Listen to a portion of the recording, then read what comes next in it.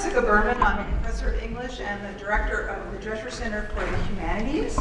And I'm happy to welcome you to the first Humanities Forum event of the year, taught by the wonderful editorial cartoonist Lalo Alcaraz.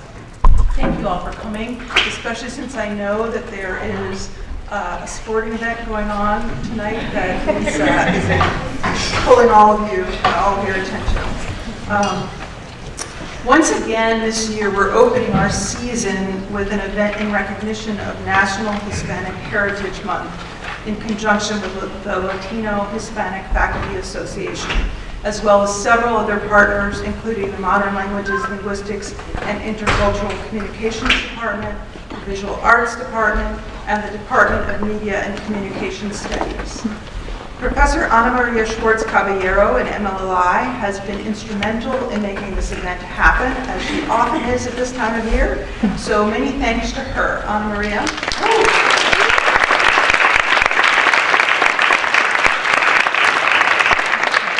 I'm going to welcome her up on stage here in a minute to introduce our speaker to you. But before we do that, I want to take just a quick minute to point out our next event, which is coming up very soon. On Wednesday, October 4th at 7 p.m., we'll present a combined concert and lecture called Harmonious Monk, Martin Luther and His Reformation in Music, which recognizes the 500th anniversary of Martin Luther and the start of the Protestant Reformation.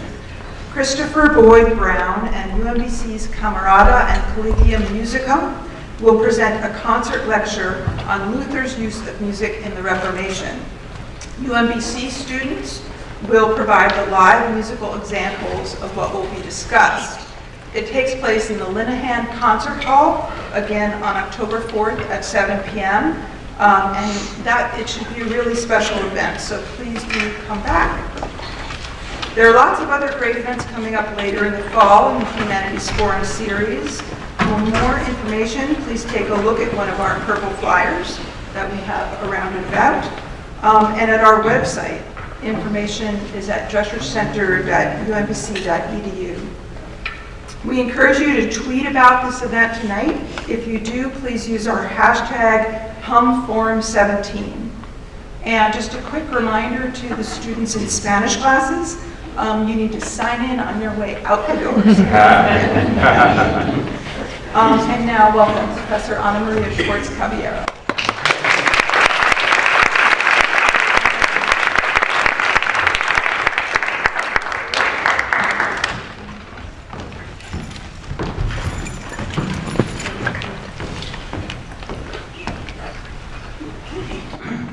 Buenas noches. Muy bien. As many of you know, in the United States, we celebrate the great richness and contributions Latinos have brought to this country with Hispanic Heritage Month, El Mes de la Hispanidad, September 15 through October 15. This Hispanic Heritage Month, we especially need to think of Houston, of Florida, of Puerto Rico, the Virgin Islands, Mexico, places with high Latino populations who have been directly affected by natural disasters, places where many of our families live. I urge you to open your hearts and your wallets to help all of those affected by Harvey, Irma, Maria, Jose, and the earthquake to help these communities rebuild. It seems like this is all the disasters have our names on. To mark Hispanic Heritage Month this year, the Humanities Forum presents Show Me Your Papers, the political cartoons of Lalo Alcaraz. But as I say, it takes a village. Thus, we have to acknowledge the sponsorship of the Latino Hispanic Faculty Association, the Drescher Center, the Office of the Dean of the College of Arts, Humanities, and Social Science, the Visual Arts Department, the Department of Modern Languages, Linguistics, and Intercultural Communication, and the Global Studies Program, and the Media and Communication Programs, all of whom help us to have Lalo here tonight. Lalo Alcaraz is an award-winning visual and media artist and writer based in Los Angeles who has been chronicling the ascendancy of Latinos in the U.S. for a quarter century. He is the creator of the syndicated daily comic strip La Cucaracha, as seen in the LA Times and other papers nationwide. A prolific political cartoonist, Lalo is winner of 5 Southern California Press Awards for Best Editorial Cartoon. He creates editorial cartoons in English and Spanish for Andrews McNeil syndication and the Daily Cost. Lalo's graphic novels and cartoon books include the New York Times bestseller and Most Imperfect Union, Latino USA, A Cartoon History, Migra Mouse, Political Cartoons on Immigration, and La Cucaracha. Alcaraz was a writer and producer in the Fox animated TV show Bordertown, and is a consultant on the Day of the Dead themed animated Pixar movie COCO to be released in Thanksgiving. In LA, Alcaraz is the co-host of the satirical talk show, the Pocho Hour of Power. He has a BA in art from San Diego State and a master's in architecture from UC Berkeley. Lalo was born in San Diego, California, to Mexican immigrant parents from Sinaloa and Zacatecas.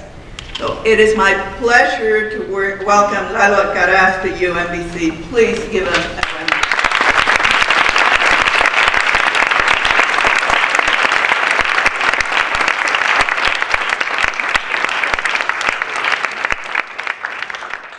Some water? No. Hi, everybody. When they announce the special announcements for the Spanish students, we have a special announcement for you. ¿A dónde está la biblioteca? Anyway, hi. My name is Lalo. I'm a cartoonist and writer. Let me start my timer just to make sure there's no there. Sorry, I'm a little crusty these days. Man, that was you described the worst Hispanic Heritage Month ever, man. Like, did the disaster start on September 15th? Also, like, Jesus, that was awful. And today, Donald Trump today said he's doing a great job with Puerto Rico relief. And that Puerto Ricans are very patriotic because anytime that Donald Trump goes by them, they shout, Puerto Rico! So that's really good. So, okay, if you don't hate me now, if you want to leave and go see the big game, I don't blame you.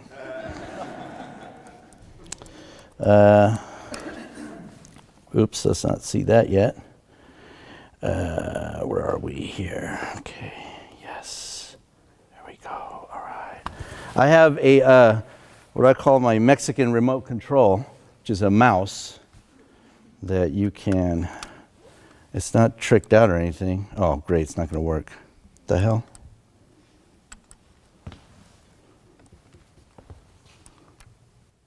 Chihuahua. All right. Well, I'll just push the buttons. How's that? Anyways, hi, welcome. Thank you for everyone. There's a huge list of people. Thank you for bringing me and everyone that helped me around today. I am a, people ask you, like, which job title do you like? I'm like, I don't know, whatever I'm doing at the moment. I seem to be doing a lot more cartoons lately. And not because I want to, but because they demand to be made. And it's the news cycle is not only sped up a bunch, but the occupant of the White House just keeps doing new things, new fun things every 2 hours or so. And that's what my friends in DC that are all politicos, and they're like, we don't turn off CNN because we don't know what's happening from hour to hour because things go into the upside down, if you know what I mean. So when I speak, I will talk about my career and how it all happened, my grandmaster plan of letting things happen to me, and occasionally jumping at the right moment, and also, but usually I'll start off with the most updated cartoons that I've done recently, and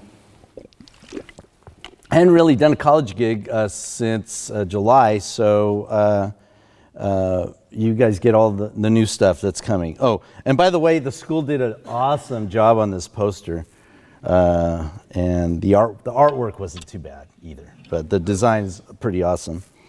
Let me see if I can get this closer. Yeah.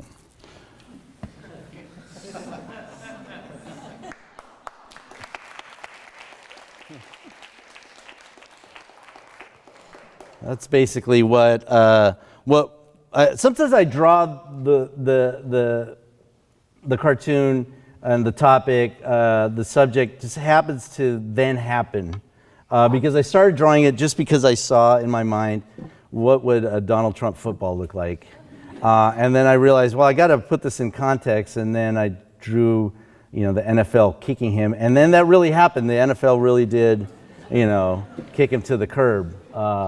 Which is cool.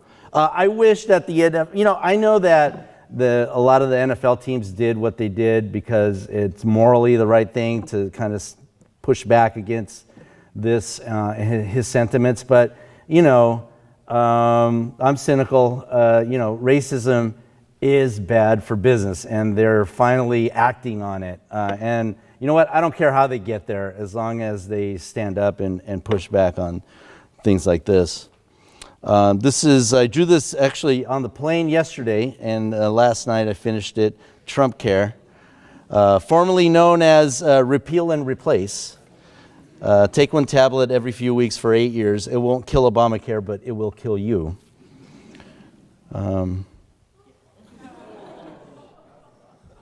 This one I drew, I think about, 6 weeks ago or whenever that started. Everyone else was drawing missiles coming out of their groinal area, and I thought, that's like the easiest thing to draw. And actually, it's disgusting to draw. You think too much about these guys. So I thought this was a better solution. This was the RAISE Act, which was Trump's proposed immigration plan to, right? Like all the Republican rhetoric, anti-immigrant rhetoric was always, we don't hate legal immigrants, we hate illegal immigrants, right? What part of illegal don't you understand? And then first chance he gets to do an immigration plan, he cuts legal immigration by 50%, So it's all bullcrap. This is after Charlottesville, tearing down the many sides statue. I'm really proud of the tiki torch sword.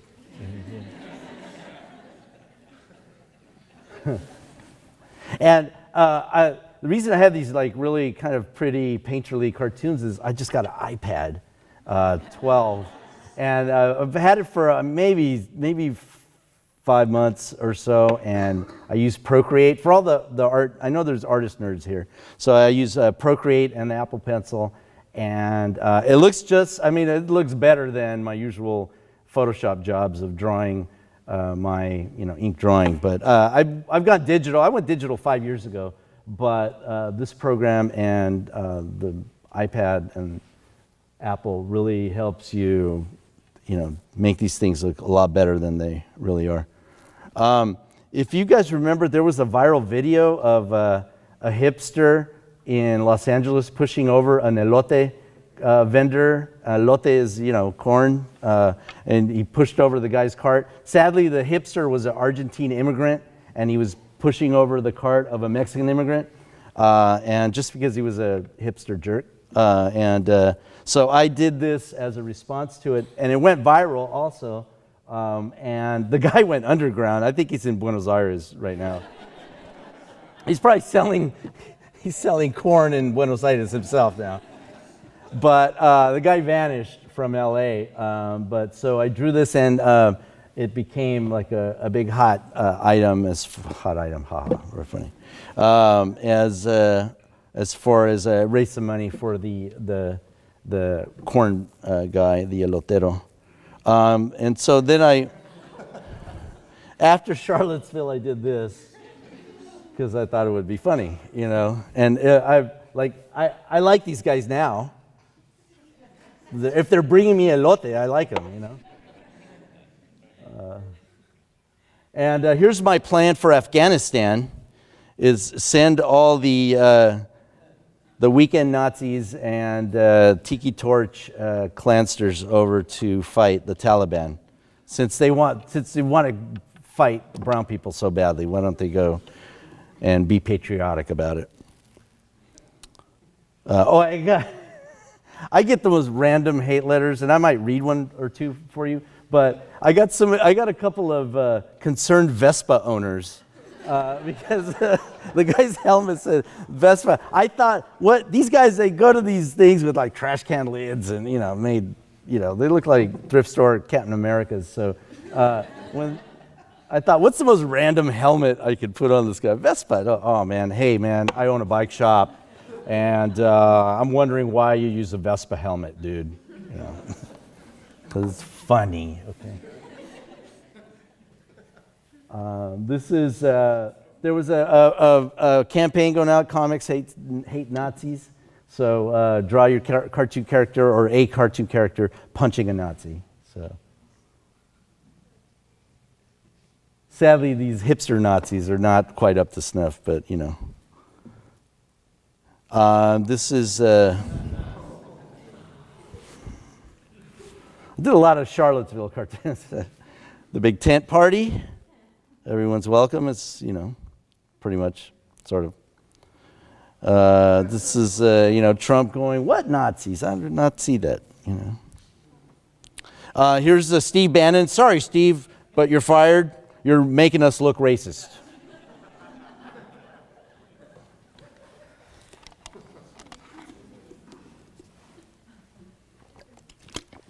I took as much care with Steve Bannon's face as I did with that corn.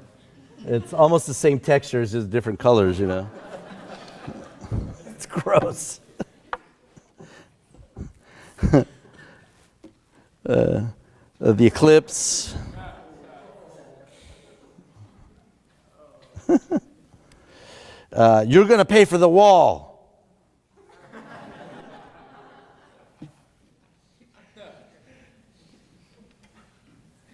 This was the Harvey flood, and all the people, stuck. It was really awful. And I did this. I drew this before, and showing the other storm that we're getting drenched with, and.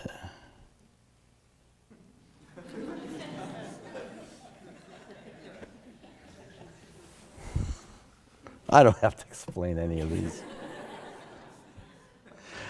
This is a mandatory Monopoly card, Monopoly get out of jail free card for Sheriff Joe Arpaio, who got pardoned by Bush, for literally, denying the rights to brown-skinned people in Arizona. And here's Trump as an Arizona state trooper with the little color test. I did. This is I'm hoping that I'm doing a new history book soon, kind of profiles of people from the community. And Ruben Salazar's one. It's kind of a role model. It's a reporter for the LA Times, one of the first ones, and who was killed in a major protest called the Chicano Moratorium. So I did a little profile, and I hope to do a bunch of these. Here is the DACA monster. It's basically a scene from Monsters, Inc., I just kind of made the monster worse. And it's a dreamer, literally dreaming. Trump's hands, and this is to scale. Motel 6 in Arizona was reporting Mexicans to ICE. Oops, sorry. And so I just made the Motel 6 immigration detention camp. We'll leave the ICE on to you. This is Trump addressing the United Nations. And I just saw him as like an alien creature, you know, puny humans.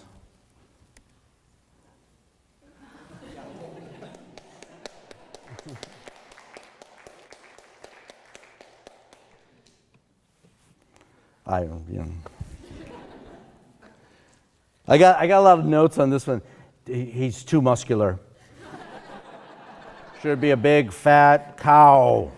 Like, you don't get it. He's like a big bully. Come on, bull. Do I have to explain everything?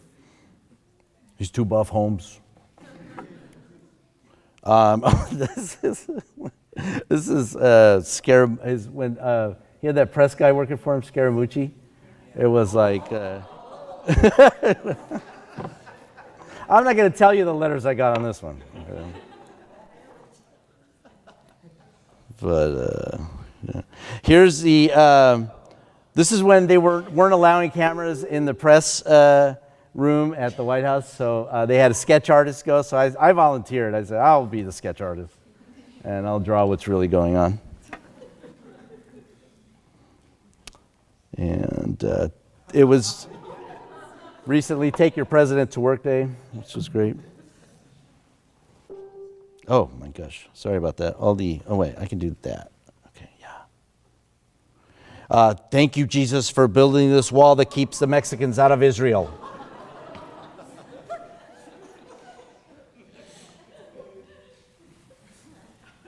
The Trumpacabra.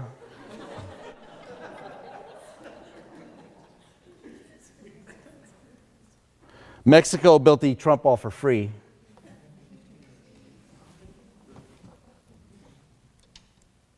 And here, this is a really sad one from my daily strip. It just says, Happy Mother's Day from across the wall.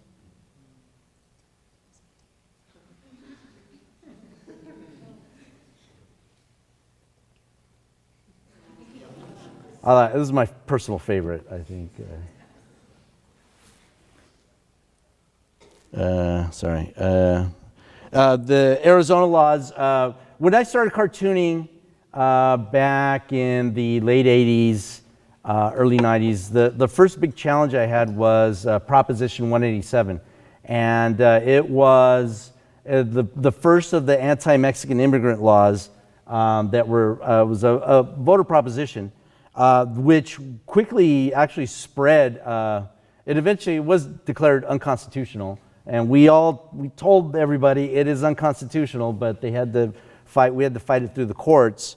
But it was. It said that it was kind of a creepy law that even encouraged teachers to report. It didn't encourage them. It mandated that public school teachers had to report on the students or their parents if they suspected that they were undocumented. And so it was pretty. It was a pretty harsh law, and so I drew. So that spread though to Arizona, in the 2000s, and then with Arizona SB 1070, which was also Joe Arpaio and all that. So I drew this sign is the immigrant crossing sign, except which depicts a family, and they used to be all over the Southern California border. The southern border, and also because the families would cross the freeway, people would cross the freeway, running away from the Border Patrol. But now there's just one sign left up. But anyway, I've used it about 1,000 times in my comics, and I put the Statue of Liberty family on there. Although one of my friends said, "Hey, that's a dope cartoon, but why do you have 3 pregnant punk rockers running across the highway?" It's like, so you've seen this. Show me your papers. This is like my most popular cartoon ever, and I think it's going to be. I was so blown away by the posters that they made and the graphic here at UMBC that I'm probably going to just steal it, the whole red thing, and use it as my next book. which is going to be a collection of my like a best of from the mid 80s to present day, and it's going to be called Show Me Your Papers. This is Chicana Wonder Woman, based on Vero is one of the characters in my strip La Cucaracha. Darth Chuco. I like Star Wars. I do a lot of what I enjoy about, there's a Star Wars movement where like the Mexicans and Mexican Americans have come up with their own names for the Star Wars characters, like Arturito and Chewie Baca and such. And so I riff on that all the time. And here's the Virgin of Guadalajara. With the little Ewok on the bottom. This is a Star Wars here. There's Chewie Baca on the bottom.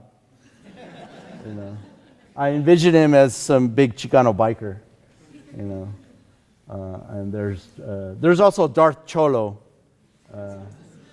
And there's Arturito is actually a cooler for 40s.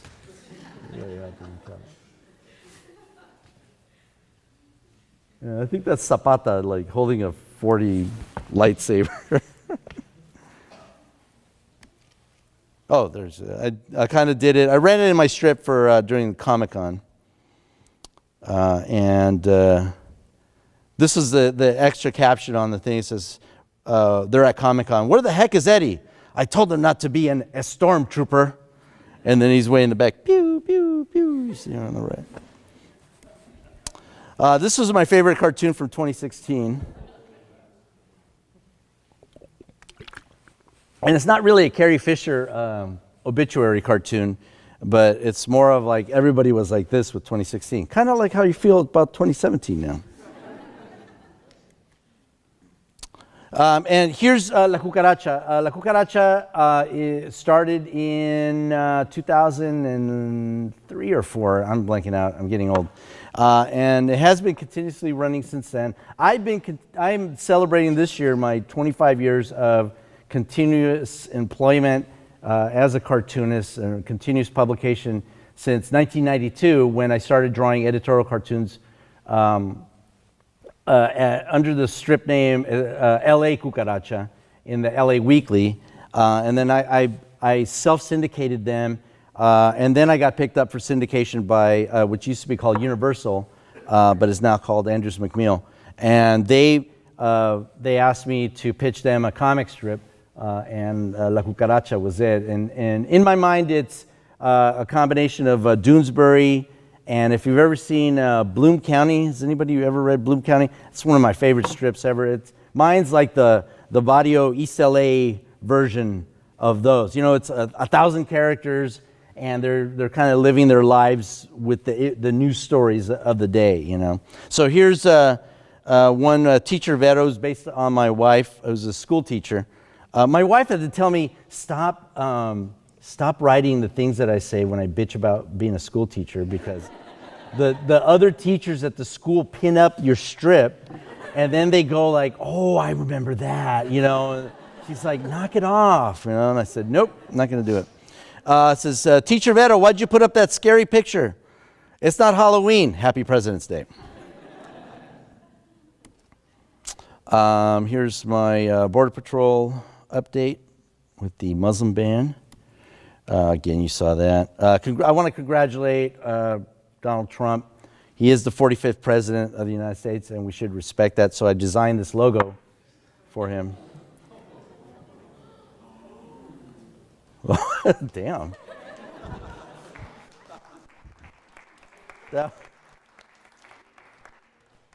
That was worse than the Scaramucci up the butt. My Lord. Here's going back to the inauguration, more cartoons, Putin, Puppet, Peaceful Transfer of Power, the Hot Mess, Icon John Lewis, Icon Trump. That's just a doodle. This is Bigger Than Nixon. I promise. Let me see. Where we discovered Mexico to Trump. No mames. Ask your neighbor what that means. No, you got a Spanish class already knows. President Ban. I went to the Women's March in Boston. I was out there. Well, actually, I just like walked by them. I'm not. But I saw lots of women on the train, like handing out the pink hats. Damn it, I turned that off. And it was pretty cool to see the different generations like handing out hats and stuff. So I put that in the strip. I like your pink hat, teacher. Thank you, Flora. I wore it to a march. Teacher, I thought we had a no hat rule. Sometimes it's good to break the rules. Really? Then can I? No.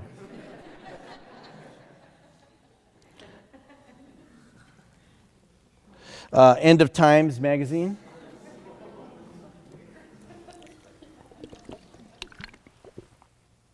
Oh, I made these buttons, bad hombre buttons. A little fuzzy, sorry. I guess I was drunk when I took that picture. It's very bad. Sorry, I apologize. Well, that's Pancho Villa doing his best Emiliano Zapata impersonation. Right. I did nasty mujer buttons. Bad hombre wanted for attempted murder of democracy, unwanted lady groping, and tax evasion. The Cheeto Bandito, of course.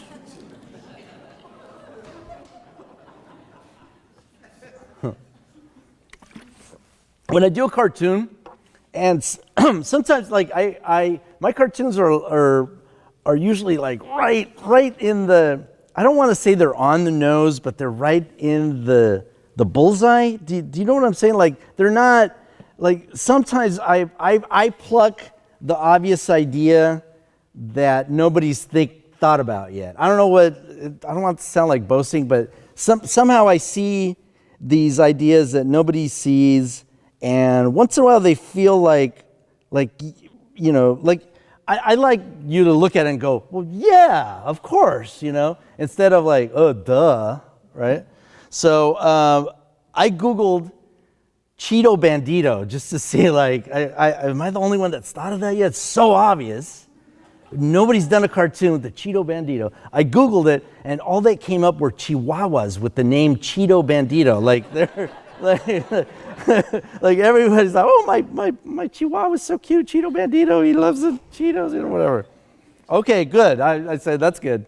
There's no Trump cartoons with that. So anyway, here's that sign again, because, you know, Trump is a projector, right? Like if he accuses you of doing something, it's because he's doing it, right? He's that simple. So when he accuses immigrants of, or undocumented immigrants of being evil, it's because he's doing that already. Or, you know, he does the same things like that he accuses that doesn't pay taxes. His wife, who worked on a tourist visa illegally as a model, and then they have an anchor baby. But, you know, again, he accused Hillary of being a sexist pig.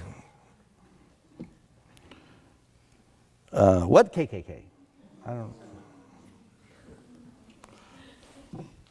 know. This is like early on, you know, the most popular piñata, sadly, in the U.S. and in Mexico is the Trump piñata. So, ay, ¿cómo chingas up? Let's see, let's blast through. Miscongeniality. I want to make sure I have time for everything here. Time is just flying by. You saw that one, Trumpacabra. Oh, also the most popular costumes were Donald Trump and El Chapo. Here they are playing. Here's El Chapo's original escape plan.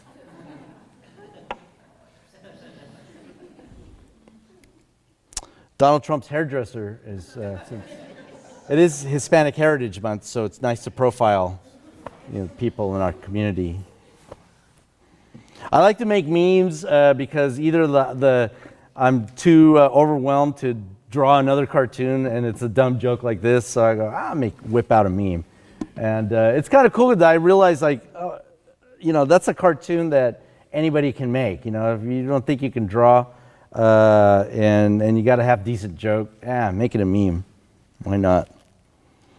Oh God. So I'll take, like Trump's or anyone's social media posts and then do a cartoon on them. And SNL, still no Latinos. Trump basket of deplorables. The Wall, El Diablo. And here's my favorite Melania Trump quote. He is not racist or anti-immigrant. He wants to take care of the illegal immigrants so they are not here any longer. That is an actual quote. She actually was the first Trump to say something true, right? Fourscore and 7 years ago.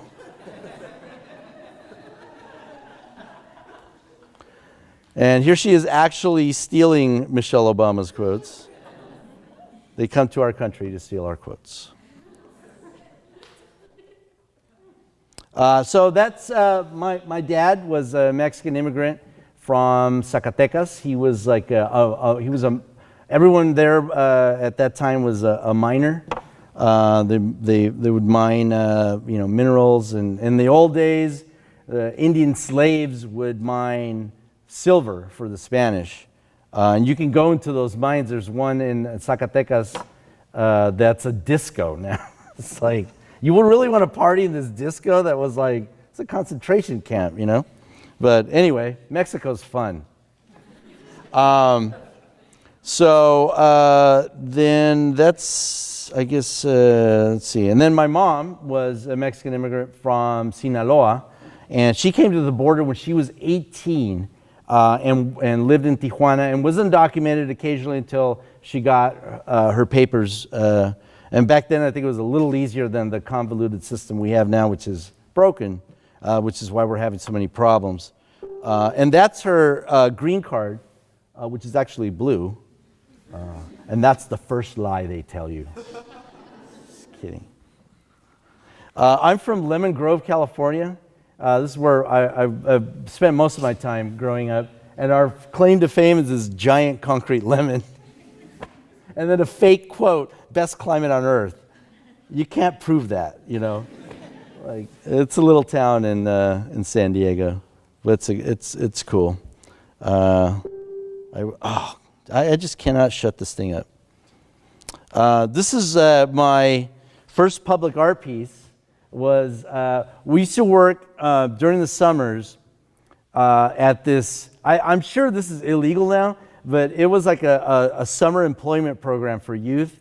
But it was basically the keep the cholos and the stoners busy during the summer program.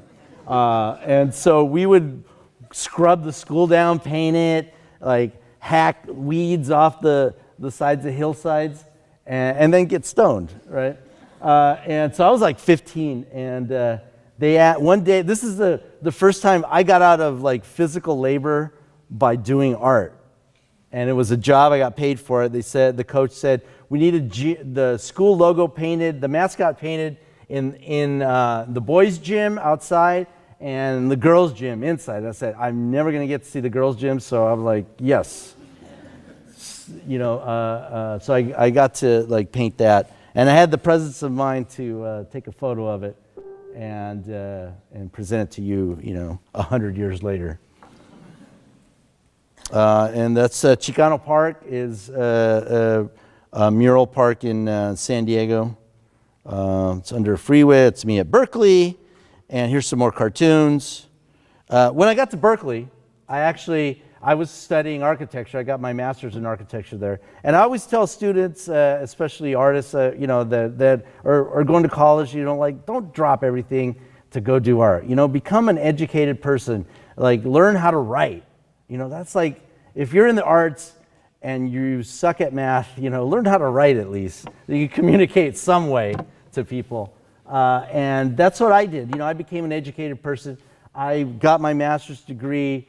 I worked in a couple of places, but when I was at Berkeley, I met other Chicanos that were also frustrated artists or, really wanted to do something different. And we started a comedy group called Chicano Secret Service.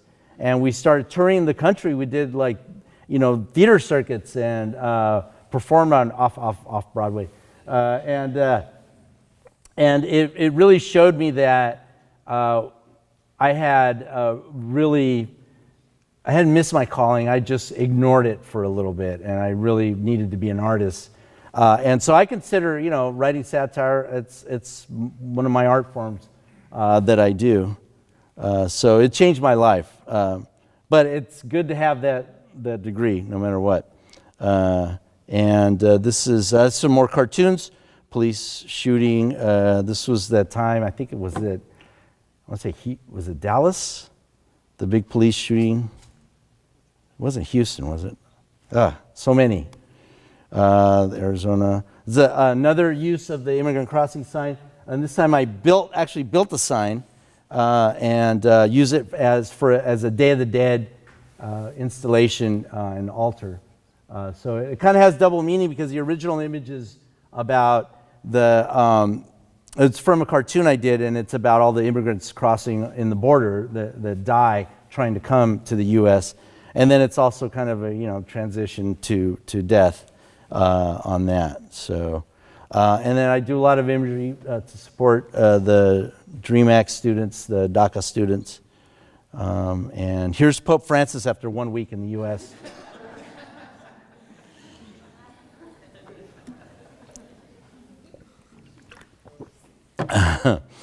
The police shooting that was documented by a bystander. He reached for my gun is a common police excuse on shootings. Somebody on Facebook told me I posted this cartoon, and my friend who's a cop said, "That's racist towards cops." And I said, I was not aware that cops were a race or even an ethnic group, and that they were sensitive about their big stretchy arms. La Cucaracha is my comic strip. Again, in the history of comic strips in the U.S., it is, you can argue it's the second or third one just in the history of the United States, which is kind of pathetic, actually. I'm not really proud about that.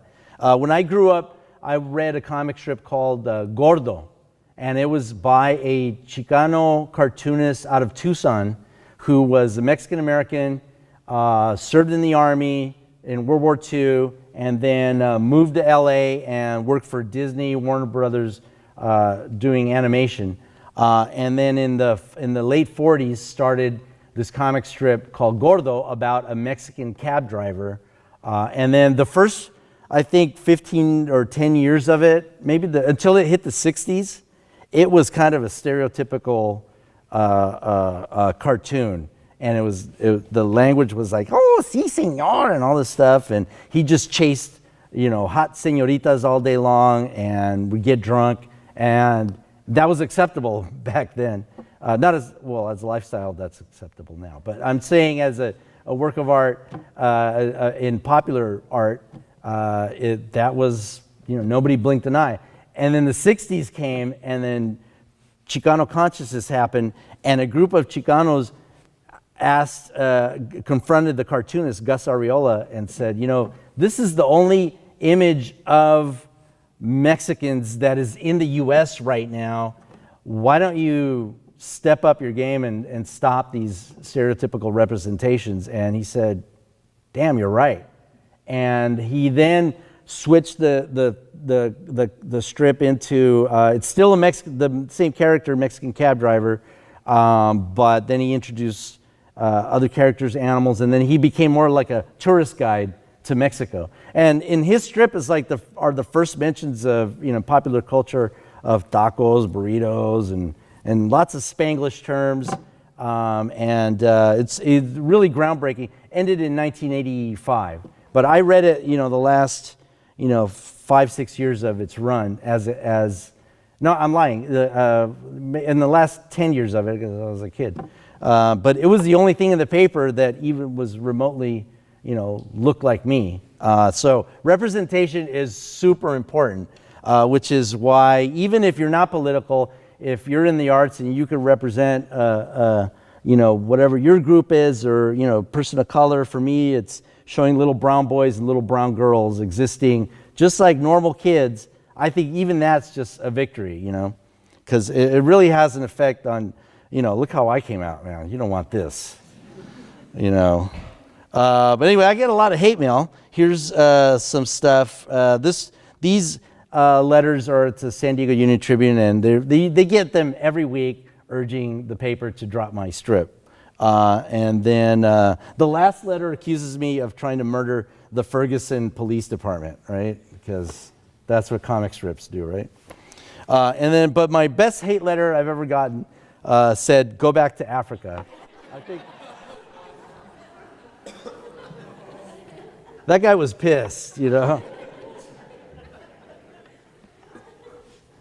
But I get tons of, actually, I have one on my phone that I'm going to read to you right now if I can do it. All right, I'm going to pull this off. Here's some more Star Wars. There goes Low Vader. This is one of my favorites. I have a cantina owner, a bar owner. He's this wrestler, Titan. He's like a retired Mexican wrestler. Excuse me. And I do these like pantomime strips sometimes, and here they are at the beach. My wife likes to go to the beach. I hate going to the beach, so I draw them at the beach as a couple all the time. So that's Eddie, and that's supposed to be me, 40 pounds ago. But and the Cucaracha character is also me. But anyway, so they're at the beach, and he says, "I'm going to go over here, topless beach," and that's one of my favorite ones. And then I'm going to bring you down by reading this hate letter. But I'm going to keep going. These are Chepe and Pepe are two old gentlemen that live in my strip that are based on two old gentlemen that used to live in my neighborhood. They used to hang out all day long and just, I think, drink whiskey on the streets, but I could be wrong. It says, it was recently National Tequila Day, or as I call it, morning time. And let's see what we got here. Oh, Latinos the movie, starring Christian Bale, Scarlett Johansson, Ben Affleck, Sigourney Weaver, Bradley Cooper, and Jennifer Lawrence.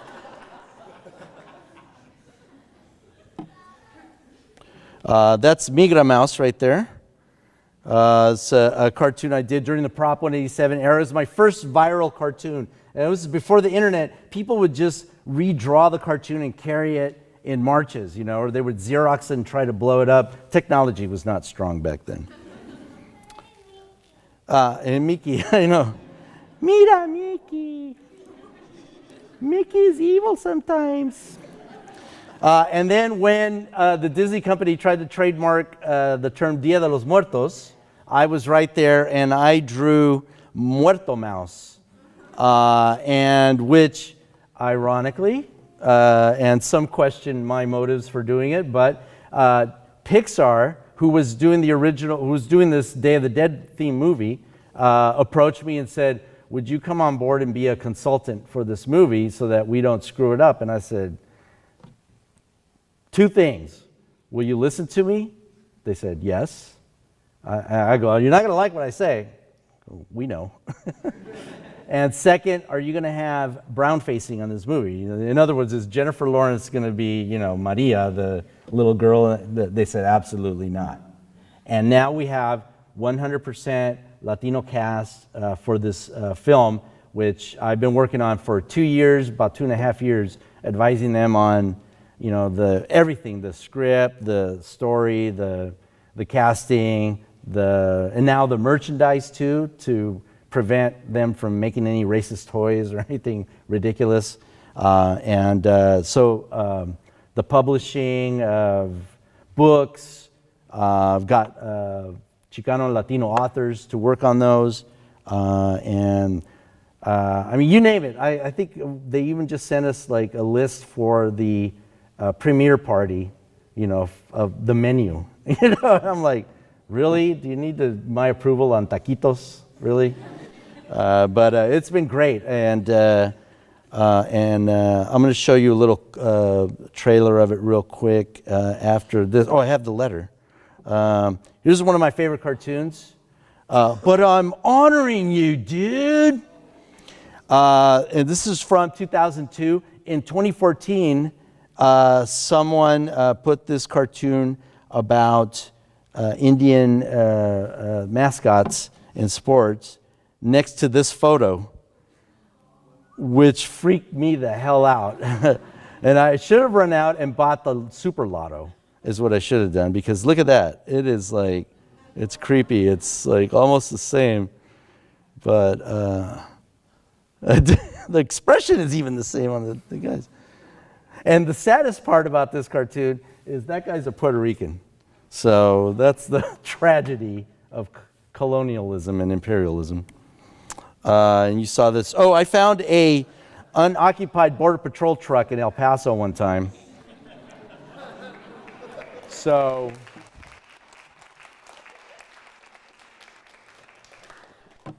I like to do art everywhere. Here's Dora. It's really sad what's happened to her. It's all grown up. If you can help, please do. Taco Cart Guy is the most popular character. This question comes up, do you ever get accused of promoting stereotypes in your strip? And, you know, in my head, a taco vendor, you know, that's an immigrant, street vendor, hardworking, he's not a stereotype, he's an archetype, man. He's part of the landscape and is nothing but positivity. And he is the most popular character in the strip because everybody loves tacos, right? You know, who doesn't love mobile tacos, right? So here he is at the Olympics. Here he is selling tacos to hipsters. It says, tacos $1 each. Hipsters walk by, changes it. Tacos $10 each. Oh, we'll have 5, you know. Tacos or die. This is one of my favorites. It's, lengua, cabeza, carnitas. I got to make a shirt on this. He sets up anywhere. Here's, I love NASA and space. He gave a TED taco.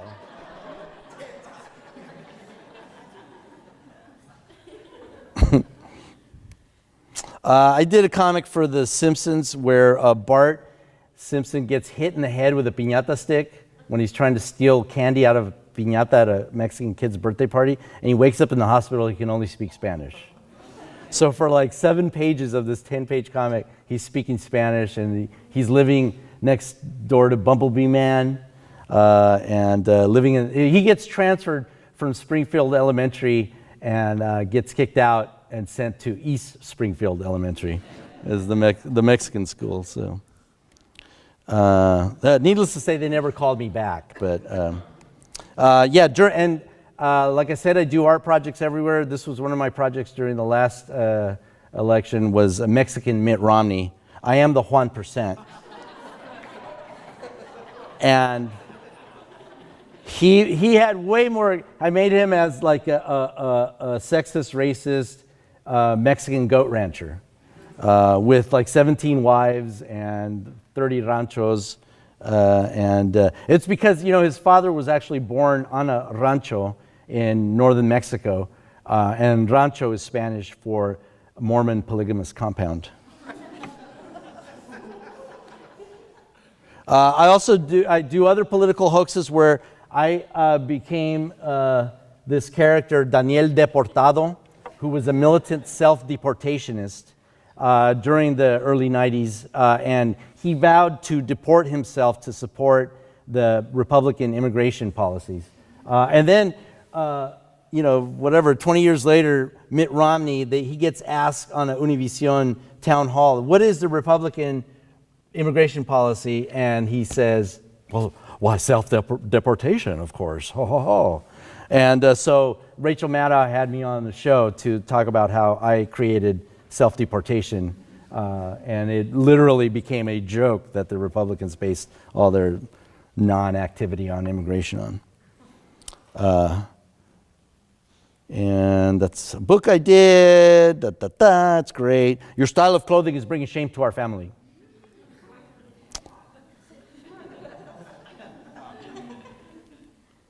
Today's speech was sponsored by Virgencita non-alcoholic tequila.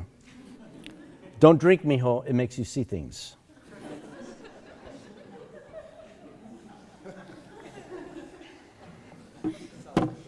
And okay, before we get to the real, I'm like running out of time. All right, it's 8:01 already, right? So I want to do short Q&A too. Can I read you a hate letter?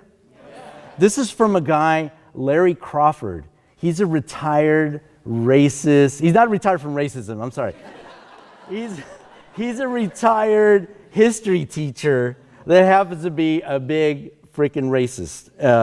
And he writes me all the time, and I take my letters and I post them on my Facebook account, and everyone reads them and then goes off on whoever. Which reminds me, I had this guy called Jimmy Johnson who used to write me these hate letters, and they were emails, right? And his whole email was always in the subject line of the email. He never got past. He's like, you are a fucking cucaracha, piece of crap, blah, blah, beater, blah, blah. And then the body of the text is empty, big blank spot. Anyway, here's a letter from Larry, based on my Motel 6 cartoon that I did. You saw that? It says Motel 6. It says, thanks for the info. I will now spend all my traveling time and money at Motel 6s. Sounds like a career choice. I don't know. Hope those nationals, Mexican nationals, weren't trying to bring in drugs and weapons. P.S. I had so much joy in my heart when I saw all those Nazi dreamers shouting down the devil Nancy Pelosi at that news conference, and she couldn't get a word out. Last time God, maybe I shouldn't read this. Last time I experienced such exhilaration was when Hillary got her sorry fat ass spanked by Donald. Larry. So I didn't Google this guy, but I had someone on Facebook, one of my Facebook friends was like, oh my God, are you getting letters from Larry Crawford? I'm like, why? She was a teacher. She goes, I used to teach with that guy. And she was like a Chicana. And she goes, this guy retired early. It was out in like, I don't want to say where he's at, but I just realized this is being recorded. But she said, this guy retired early because there was too many brown kids in his classes. And then he writes me about his kids and saying, oh, you dumb kids and all this stuff. And it's like, wow, dude. But his letters don't compare to Jimmy Johnson. Jimmy Johnson's are like, oh. I have a million more, but I'm not going to bore you with them. So they get repetitive. They all want to, they want me deported. They want me to die. They want the strip to be over. I'm like, here's something you could do. Instead of reading my strip every day, why don't you do this? Look the other way. How about that? Or do this. Don't look at my strip. And they're my best readers. I mean, Larry reads my strip every day, I swear. Oh, there's Diane. Oh my God, there's this lady, Diane, who writes to me and the entire staff of the LA Times. And she will read every editorial, and if it has one brown person, or even like, she took an editorial about Jewish, what do they call, Orthodox Jewish families that are living in Lakewood, New Jersey, or something. Like they moved from New York because it got too expensive, and now they have these like big, they're not communes, but they're big family units, and they're very insular or whatever. She'll take that and say, this reminds me of the illegals, and then starts talking about Mexicans, And it's like, wow, that's very like, I don't know, that's kind of reverse, kumbaya, like, and she runs a medical, like a medical records business in LA, and one time sent her real email address, and we all threatened to expose her as the Nazi Grand Dragon lady that she was, and she freaked out and said, my lawyer's gonna call you and all this stuff, and it's like kooky people, man. They were obsessed with us, Anyway, I'm not going to read you though. Those are even worse. They're disgusting. But Bordertown is a show that I worked on Fox. I was on the ground floor of that, and it was we had one glorious season in 2015. It was wonderful, and it was about racist border patrolman Bud Buchwald and a guy who owned a landscape company, Mexican immigrant, Ernesto Gonzalez. And it's the first show of its kind, first time Mexican family was in an animated show. And I did writing and producing on it. I did not do any artwork on it, but I was asked to do the help design the Mexican family's home. So I put every stereotypical thing from a Mexican family home from the 80s and 90s, you know, to kind of give nostalgia to people. So we have like, you know, a million crucifixes, Aztec calendars, tortilla shop calendars with Aztecs on them, and the calendars are 10 years out of date because you don't throw them away because they're so pretty, right? And they have, you know, the Aztec warrior holding the, you know, Aztec maiden and all this stuff. And then, you know, a giant you see on the left, it's like a giant family wall of photos, right? It's like other people's family photos, you know, they're not even your family. And then my aunt used to have a house in San Diego, an old Victorian, and she had these really scary looking beads hanging from every doorway and stuff. And she told me one time, she's like, "Mijo, when I die, these are going to be your inheritance." I'm like, "No, thank you." You know? So she did die, but so I made them live on in the design of the Gonzalez home. And the plastic covered couches, you know, doilies everywhere, a big horseshoe blanket, you know, big blanket with a giant horseshoe on it. These are all like kind of northern, southern, you know, U.S. Southwest stuff. But it was really great to work on the show, and it was a very political show. That's Pepito. He was a little jerk. And this is Pablo Barracuda. He's like the Chapo Guzman of the show, and except he looked like Danny DeVito, right? And our show was historic because we had 5 Latino writers on it, and I think it was the first one, and it was a record-breaking amount of Latinos. The show creator is the guy in the middle, Mark Henneman. He works on Family Guy, and this is a Seth MacFarlane show. So he got shot, and he did, you know, the right thing and hired, he said, "I want to be a white guy doing a Latino show." So he hired a bunch of us, and that's Nick Gonzalez, who played Ernesto. And I try not to get into too many photos with him because he's too pretty. But he is now on that show. There's a show called The Good Doctor about an autistic doctor. He's on that show. So if you can support it, you know. And that's him. And lots of different, my kids go, "That's the lady from Willy Wonka." It's true. And then this guy from that animated show. And I'm blanking out on his name. Hank Azaria, thank you. We did a signing at New York Comic Con, and he looked at me like, "Why am I sitting next to you?" He had this expression the whole time. Great guy. And what's her name? She's very inappropriate. Alex Borstein, who plays Lois on Family Guy. She's hilarious. And me. And then now COCO. Did I just get the happy sign to go? This project's been in the works for about 7 years, and it's coming out Thanksgiving, and is it okay if I play the trailer? Do we have time? Are we good? Yeah, let's do it. It's only 8:10. Oh, that's my large head. Let me see. I'm going to show, because I'm really excited about this movie coming out. And do we have to change anything? No, we got audio, I guess. Let's see. We'll find out right now. It's the latest trailer.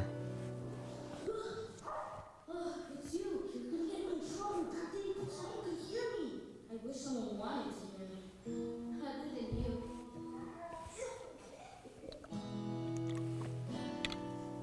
I know I'm not supposed to love music. No music. No music.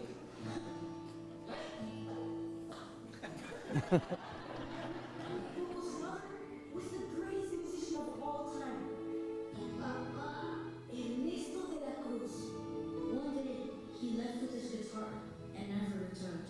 No, my family thinks music is a curse. Great-great-grandfather, never from understand me. I'm supposed to play music. All right, who's in there? I'm sorry. What's going on? I'm just singing. Do you mind? Stop! Welcome to the land of the dead. Nothing will help. You can't stay with me, boy. This isn't true then. You're already out there. Agents at the Department of Family Reunions are available to assist you. You're here. We're your family, Leo.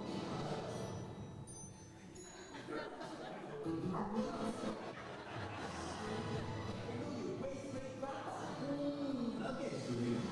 What do you do? I'm walking like a skeleton. No, skeletons don't walk like that. That's how you walk. No, I don't. There's no one left in the living world who remembers you. You disappeared from this world. But you can change that. You gotta find a good grandpa. You gotta do it by sunrise. What happens at sunrise? You'll be stuck here forever. What? Oh. I'm a big fan. Forget how much your family loves you. It's almost sunrise. Don't you know you once meant to be? That's you! I'm terribly allergic. But Dante doesn't have any hair. And I don't have a nose, and yet here we are.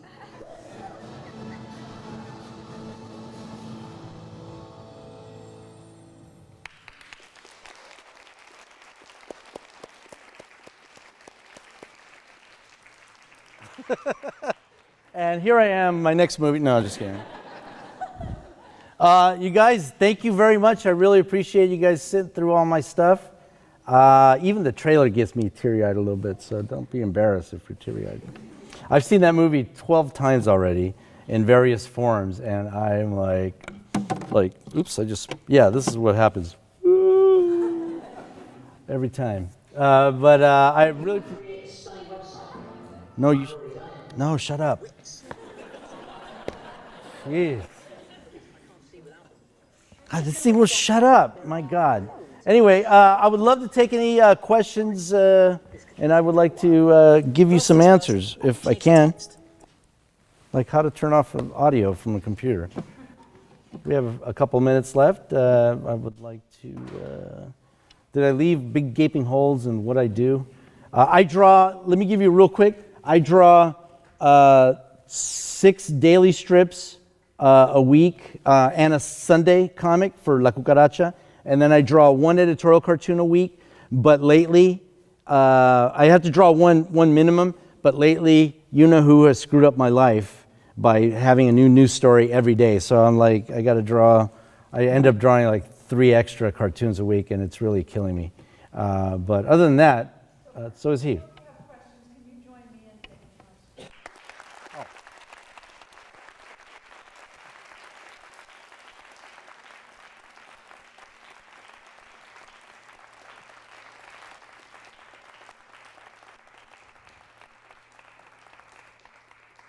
You get the house lights up? Oh, sorry. All right. Boy, I look pink. Thank you. Yes. How would one get started in editorial cartooning? Oh, first hate yourself. No. I mean, it's obviously. I mean, I think that you can't learn how to draw. You already have it with you, and you can't learn how to tell jokes, but you can make your joke writing better. So if you have those 2 components, these days, I mean, back then, I used to submit to newspapers. There's things that existed called newspapers, and you could mail in your comics to them. and then convince them to give you money to, mostly work for weekly papers. And the heyday of the alternative weekly was like pretty good. And, you know, Matt Groening had his Life in Hell comic strip and lots of different strips. Just 2 weeks ago, the Village Voice announced it had printed its last paper edition, you know, and so the world has changed. So now, I mean, what I would do is just stay on top of the news and practice drawing, making that deadline every day, doing, you know, a cartoon, and then sending it to websites. I mean, like, you know, there's a ton of sites that actually pay for, I don't know if a ton, but there are actual websites that pay cartoonists to draw editorial cartoons, you know. And then there still are newspapers that, especially, you know, the big hole in local editorial cartoons. You know, you could go up to a small paper and say, I'll draw, you know, a cartoon about the school bond issue. Whoa, sexy, you know. And that's how you practice, and I cannot stop. I need a drink. Not this. Yes, I get amped up after I'm done speaking. It's adrenaline. So did that semi-answer your question? All right. Yes. So who had somebody's? Yes. Do you ever find it hard to joke about Donald Trump, because sometimes his things are not always the funniest, kind of scary sometimes? Yes, it's a challenge to kind of, you know, think of, you know, I mean, I do it by making sure I point my cartoon at him and not at, you know, definitely not at the victim. That's like one safe way to avoid that. But yeah, the topics are not fun, man. Family separation and, you know, I'm sure I drew a cartoon that was even pre-Donald Trump, showing it was another sex scandal. It was like the Republican elephant grabbing a woman, and you know, just like Donald Trump. And in retrospect, I'm like, this is a little graphic. You know, I was like, maybe I shouldn't have drawn that one. But I don't have too many regrets. But it's hard. I mean, I think I do an okay job of trying to keep the focus on the policies and the people perpetrating them. So, but yeah, it's hard.